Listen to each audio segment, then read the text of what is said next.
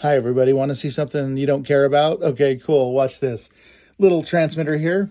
I push the button and that blue LED turns on, which means that this valve is on, but it also means it's flashing slowly, which means that this thing is super cool. So no matter what, this thing can be on all day and it will never get hot.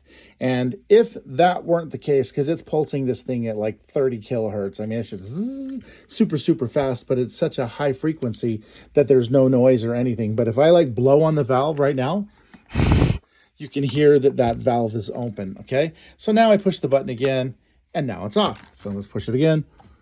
Okay, valve is off. And then, of course, this board right here is also a Wi-Fi board, so it's connected to my Wi-Fi, so I can program this thing to turn on anytime I want. Okay, now this thing has two modes, and to switch modes, so right now this is the manual mode, which means you can turn it off and on with the transmitter, RF, or you can use your Wi-Fi to turn it off and on. But if I push this button right here, now I switched over to auto mode. So that's manual and that's auto. And that just means that now you don't have to do anything at all and simply plug it in and that valve turns on. So this 12 volt, you just plug it in. Like, I can't hold my phone and do this at the same time. Yes, I can. Okay. So now it's just going to go bam, just all by itself. And you don't have to do anything. So it hits it with a high voltage and that red LED turns on. And then this blue voltage keeps it cool and the water flows. And then the green light just means that it's in auto mode. So you don't have to do anything. The 12 volt input is the signal at the same time.